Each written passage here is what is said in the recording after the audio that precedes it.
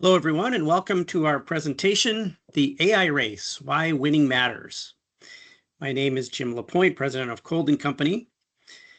This is actually part one of a series of videos that we're going to be doing about the AI race. And today we're going to be focusing on the macro AI environment, the geopolitical environment, and how that is playing out. Kind of interesting of where things stand geopolitically. In future videos, we'll get down more into the micro level that kind of matters to you and your organization and your business. But we wanted to start out with kind of this overall macro look at the bigger picture geopolitical look of where the AI race stands today. So before we get into that, just a little bit about us. Colden Company, we've been around since 2003. We're a managed services provider or an IT and cybersecurity company. We have offices in 3 locations that you can see there. I'm actually talking to you from sunny St. Augustine, Florida right now. Our customer footprint extends out into 17 states as well as Bermuda. We also have many leading technical certifications that I won't bore you with all of those, but we do have some certifications like AI email security. So we're certified in how AI is affecting email from a data security standpoint, among many others. And the last one here that we're kind of proud of is we have been 6-time repeat winners of the MSP 501. That's an independent organization that evaluates MSPs. And we've been fortunate enough to be rated as one of the best in the world for 6 years running. So we're kind of proud of that. But that's not why you came here today. We want to get into AI. So let's do that. So we're going to be focusing on the geopolitical dynamics and really focusing on 4 main areas. And what you want to do here is think about these 4 areas in terms of a pyramid, right? You've got to have a strong base of the pyramid. That's the energy sector. You've got to have the rare earth metals, which would be a step above that, and the semiconductors, and ultimately where things are at, right, is why AI is so important, is the weapons race here. So we're going to be covering each of those in their own slides here, but just think of them as the pyramid on which AI supremacy is going to be founded on.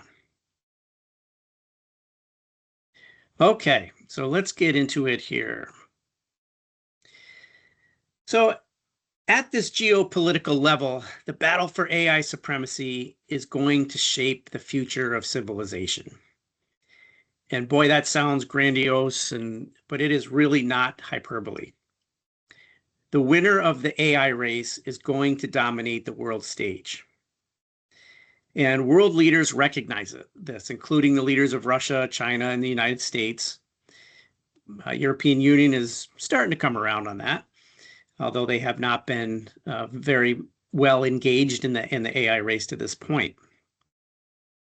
If you go back to 2017, it was Vladimir Putin who stated that whoever breaks through in developing artificial intelligence will dominate the world. And that was a famous quote of his from quite a few years ago now. China has been focused on the AI race even long before that. For more than a decade, China has been focused on this. They have a little bit of an advantage here. The way their economies are designed, right? It's not the same type of capitalistic society that we have here in the United States. So the Chinese government can do some dictating to what their private companies are working on. And they've been focused on AI. And we're going to talk about the different layers here in a minute. In the United States here, our businesses are focused on what's selling now, right? They have to make short-term profit. They've got to be able to show the stockholders value and increasing that market capitalization, right? So we're focused a little bit more on the short term here in the US versus a more long-term approach that China's been taking. And unfortunately, they've had quite a bit of a head start here. Okay.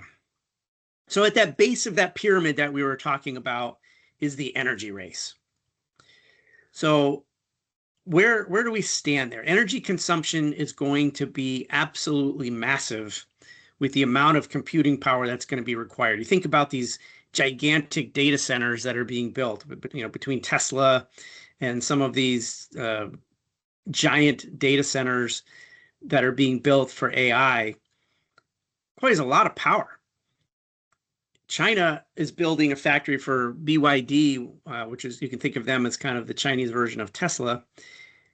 Their new plant is going to be 50 square miles. Think about that.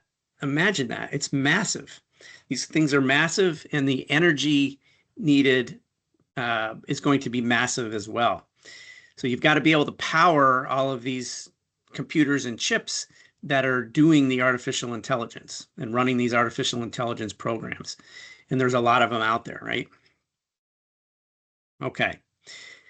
So China's energy investments have been in many different areas, including solar. They have a huge advantage in solar power production. And I've got a slide in the next slide here to show you that. You'll be shocked at how massive their advantage is. But that's not the only component of the energy sector that they've been focusing on. Talk about nuclear power. China has built 40 nuclear reactors over the last decade. They have 23 more planned. How many did the United States build in that time? I'll give you a hint. 0. If you discount our Navy, so we have built nuclear-powered submarines and things like that, but talking about nuclear plants for general energy consumption, 0. Whereas China has built 40 with 23 more planned. Huge edge to China there. Continuing on, battery production is also part of the energy sector. Some of these data centers in the United States here can't get the power that they need off the grid, so they're slapping on these battery trailers to try to keep up with the energy needed for their AI engines. So battery production is also part of the energy battle. Guess who's winning that battle? Chinese company CATL is the largest battery producer in the world. You want to know who's second? BYD, another Chinese company. So they're producing more of the world's batteries. And by the way, they actually outperform Tesla batteries. So I'm giving you some grim news here, right? But everything is not all grim. There has been a pretty big policy shift in the United States just taking place in 2025 with the change of administrations here. So let me stop right here and make sure we all are on the same page that this is not a political commentary here. It doesn't matter to me what your favorite political party is or what they're proposing, or I'm just here to report the information. So there has been a shift from more of an AI wariness to embracing AI and not letting China get too far ahead in the AI race. You can argue that amongst yourselves somewhere else if that's a good thing or a bad thing. I'm just here to tell you that that shift has happened, and it's been pretty dramatic. In day one of the present administration, they declared an energy emergency. And one of the stated reasons for that energy emergency was so we could focus on getting into the AI race and not ceding that ground to China. So worth noting that the US is now very much involved in the game. We're going to hear a lot more about that in the coming slides here. Okay, as promised, whoa, look at this, right? China's solar energy capacity dwarfs the rest of the world. The USA is a very, very distant second in solar capacity here. Shocking lead there, right? They're putting solar panels on everything, on houses, on parking garages, high rises, everywhere you can think, they're slapping on solar panels. After all, the sun's a great source of energy. Okay, so building on our pyramid here, we talked about energy, we need to move on to the rare earth metal side of the equation here. Guess who controls most of the world's rare earth metals? You guessed it, China. 70% of the world's rare earth metals are controlled by China. Now, what does that mean, control? There's two facets to the rare earth metals race. It's mining, but also processing. So mining is what you would expect, getting those things out of the ground. And then the processing is actually extracting the metal from the surrounding material so it's usable in making computer parts and pieces or batteries and technology, basically. So while China controls most of the rare earth mining, they own even more of the market when it comes to processing. What percent of the market do you think the United States has on processing rare earth metals? If you said more than 1%, you'd be wrong. Only a mere 1% of rare earth metal processing happens in the US. 90% of it happens in China. And that's why it made such headlines in the fall of 2025 when China said it was going to be withholding rare earth metals from the United States. Uh-oh. That was, of course, worked out. The resumption and exportation was part of a one-year negotiated settlement between the United States and China. Worth noting, that was only a one-year agreement, so we're going to see what happens in the fall of 2026 if that gets extended. Hopefully it will. But in the meantime, the U.S. has recognized this deficit here. And again, just in the last year, they've made a $400 million investment into a company called MP Materials and funding its mining capabilities. They're also funding a highway project in Alaska to mine more rare earth metals. And on the processing side of things, the United States is also working on a processing facility slated to be built in Texas. So we've been working towards rare earth metal agreements with other countries as well, countries like Ukraine that has an abundance of things like lithium and nickel. The United States has been trying to work towards agreements for access to those things as well. So there's been a all hands on deck push by our government to get us into the rare earth metals race here, because we are really far, far behind China in this area here. So the next ladder up the rung here when we talk about chip manufacturing is, we talk about artificial intelligence, is the chip manufacturing. And to no one's surprise, there is a rivalry going on there between the United States and China as well. When we talk about some of the best semiconductors in the world, they're actually made in Taiwan. So Taiwanese Semiconductor Manufacturing Company has been the gold standard in terms of making the cream of the crop, the best semiconductors that are out there. So you can understand why taking control of Taiwan is such a critical thing for the Chinese government, right? They already have the advantage in the energy sector. They already have the advantage in rare earth metals dominance. They want the advantage in the chip manufacturing as well. And if they controlled Taiwan, they'd have that. That's why it's such a big deal to them that they control Taiwan. But the United States understands this as well. What's happened over the last year? Well, the United States government is getting into investments into chip manufacturing. They famously purchased a 10% stake in Intel. Again, you can make an argument for or against having your government owning parts and pieces of private companies. That's something to be debated somewhere else, just reporting the facts here.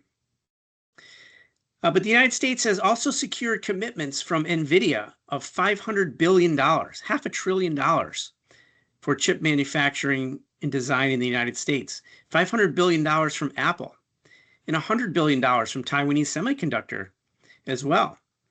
There's already a chip plant, or a foundry as they're called, in Arizona that's producing some of the world's best chips run by Taiwanese Semiconductor Manufacturing Company. There are also planned plants or foundries slated to be built in Washington, Texas, and California. So a lot of investment has come in the last year that will pay off down the road in the AI race. Also worth noting, Tesla, Elon Musk, is also investing very heavily in chip development and manufacturing. So they're designing their own chips. A lot of people don't realize that companies like NVIDIA, they design their chips and have Taiwanese semiconductor manufacturing make them for them. Elon's not the most patient man in the world here. So he's actually talking about getting into the foundry business and actually designing and manufacturing their own semiconductors and chips, because he's a big believer in the AI race here. So, okay. So as I said, it's not all doom and gloom, even though China had a head start on us here. The United States has been investing heavily. So in addition to what we talked about on the last slide, the government has announced a project called Stargate. It's a joint venture with several companies, including OpenAI, SoftBank, Oracle, among others. They're putting another $500 billion into AI infrastructure. Elon has a project going on called Colossus, where he aims to link up to 1 million GPUs together for advanced AI computing power for Grok. Imagine that, 1 million GPUs all networked together into one big supercomputer. That's what we're talking about here. Microsoft has invested $135 billion into OpenAI. There's lots of money flowing into AI, as you can see by these last two slides, all of it here in the United States to get us into the game here. So the US policy shift, as I mentioned, from being cautious about AI to being proactively adopting it and investing in it. You can argue whether that's good or bad, but that's where we're at today. There's been a pretty seismic shift if you think about all the things we just talked about in a 1 year period, in a very short period of time. Okay, so we're going to wrap it up here, talking about the geopolitical side of things here. Easy to see how China has the early lead in the AI race, 10+ year head start, right? They've been focused on this for a while. The ultimate end game here, why is it so important that they win the AI race? Because ultimately, modern warfare is going to be won with technology. It's going to be won with artificial intelligence. It's going to be won with drones and with robots, right? Technology will win wars. And that is not the future of warfare. That's actually the warfare of today. It's already here, right? By the way, if you're wondering who makes the most drones, Chinese company DJI makes 90% of the world's drones. Again, advantage China, right? But as I said, the race is not over. The advantages that China has early on are clear, but the United States has made a massive and clear shift in 2025 with some sizable investments to really focus the United States on getting into the AI race. So before I get to questions here, I'm going to ask one other question here is, who would you want to be? Would you want to be China or the United States? Or do you want to be someone that's not involved in the AI race? Would you rather be a country like Italy or countries in the European Union that aren't part of the AI race? You're probably going to want to be the US or China, right? You want to be in the game. You want to be part of the competition, because if you're not in it, you can't win it. And as we wrap up this presentation on the geopolitical side of the AI race, I'm going to shift and talk about how it's the same thing at the micro level. If you're a business, who do you want to be? Do you want to be the business that's in the AI race and part of it? Or do you want to be the one that's sitting on the sidelines watching it pass you by? my guess is you're going to want to be in the game. You have to be in the game to win the game. Okay, and with that, we'll wrap up our presentation. We hope you've enjoyed our presentation, and look forward to our future presentations when we get into that micro level, talking about small businesses and how they can utilize generative AI, agentic AI, things that can propel their business forward by being in the race. Thank you for joining us. Have a great day.